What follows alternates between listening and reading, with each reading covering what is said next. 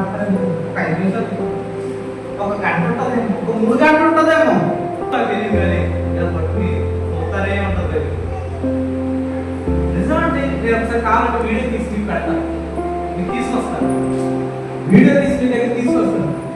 ఒక ఆయన పాట రాస్తున్నాడంట, నాకు బలం ఉన్నంత వరకు నేను చేయలేదు దేవుని కార్యాలు. ఇప్పుడు బలమంతా పోయింది, బలమంతా పోయింది.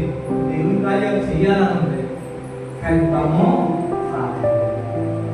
నాకు కళ్ళు చూసుకున్నంత వరకు నేను చదవాలనుకున్నాను, చదవాలనే ఆశ నాకు లేదు. కళ్ళు చూసిపోయింది, చదవాలనిపిస్తుంది. ఏం చేయమంటావు అన్న ఆయన మాట ఏమంటే ఎంత అయిపోయాక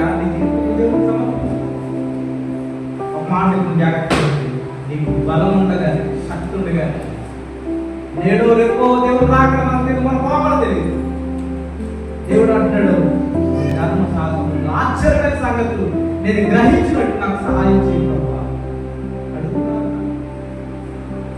అడుగుతున్నానంటే అమ్మఒడు డబ్బులు ముగ్గురు పడిపోవాలంటే, నలుగురు పడిపోవాలంటే, 5 పడిపోవాలంటే అని ప్రార్థన చేస్తున్నావే, తప్పు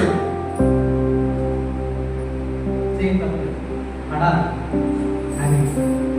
ఏది నీ ప్రాస్పరిటీ, ఏది నీ అభివృద్ధి, ఆత్మీయత అభివృద్ధి ఏది? ఎప్పుడు కోరుకుంటావు? ఎలా నీ యొక్క జీవితాన్ని కొనసాగించుకుంటావు? చెప్పండి అమ్మా.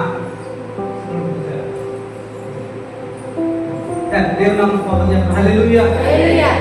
మన పిల్లలు ఉన్నారు, మా ఇంటికి ఆడ అసలు ఆడే నెంబర్ ఆడనే కంట్రోల్ కట్టుకుంటాం. పిల్లలందరినీ కట్టుకుంటే ఆడన్నా కట్టుకుని ఆడ ఉద్దేశం కదా, నేనే మీరు వదిలేస్తాను.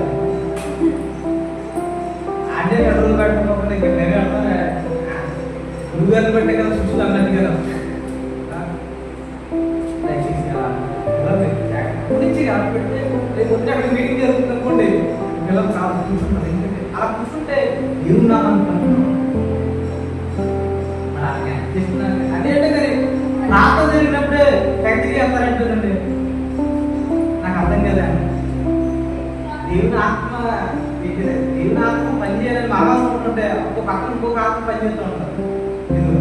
అసలు పెట్టాలి కూర్చో